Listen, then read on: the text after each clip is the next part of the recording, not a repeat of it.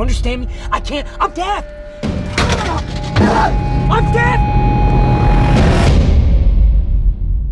You spent about 7 to 8 months, I understand, for training for this character by learning drumming and learning sign language.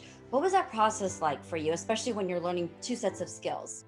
It was really immersive, as you said. It was challenging, but it was also deeply enriching, you know, particularly learning how to play the drums and sign language. They're both kinds of non-verbal communication. And as someone who kind of writes words a lot with spoken word and rap, it was like having a crutch taken away from me, forced me to kind of communicate with my body in a way that maybe as an actor and as a person I hadn't been used to doing before. And I always say that the deaf community taught me the true meaning of listening. You know, my sign instructor, Jeremy Stone, he taught me the true meaning of communication. You know, it's not something you just do with words. Hearing isn't just something you do with your ears. It's about being fully present with your body and being fully present with your attention. That's what listening is. And communication is something you do, you know, from your chest, from your gut, with your body. It's not just about words. How do you ground yourself during this process? I mean, the award season is not something that's new to you, but still, I mean, there's a lot of talk about your work with this film.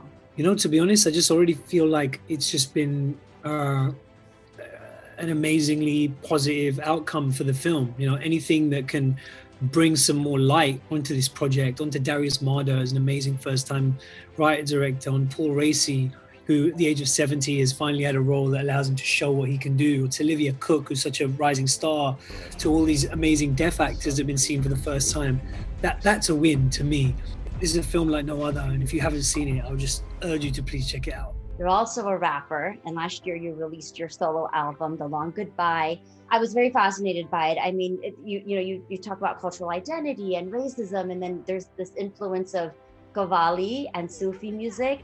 I'd love to talk to you a little bit about the inspiration behind this album and what it meant for you.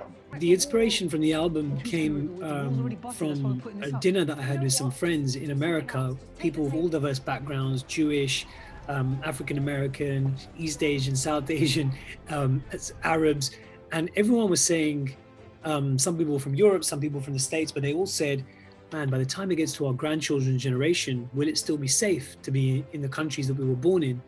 Which is an alarming thing to say, but weirdly not a surprising one. I could relate to that feeling. It's a kind of nightmare that always looms on the horizon for immigrants and children of immigrants. Will you one day be kind of unwelcome in the place you call home, particularly with the legacy of partition? I think that's something that's very real for us within just about living memory. So I took that idea and I decided to write an album about it, but I wanted to frame it in emotional terms. I wanted to frame it as a heartbreak, not a political album, but a very personal one. And the inspiration of this idea of a love relationship that's a metaphor for a different kind of heartbreak came from Sufi poetry. It came from Muhammad Iqbal's Shikwa. It came from Rumi. It came from Faiz Ahmed Faiz, where we have this rich tradition of kind of, you know, imbuing different kinds of experience with the emotional tenor of kind of love and heartbreak, to make them more personal. I spit my truth in his ground. I spit my truth in his ground.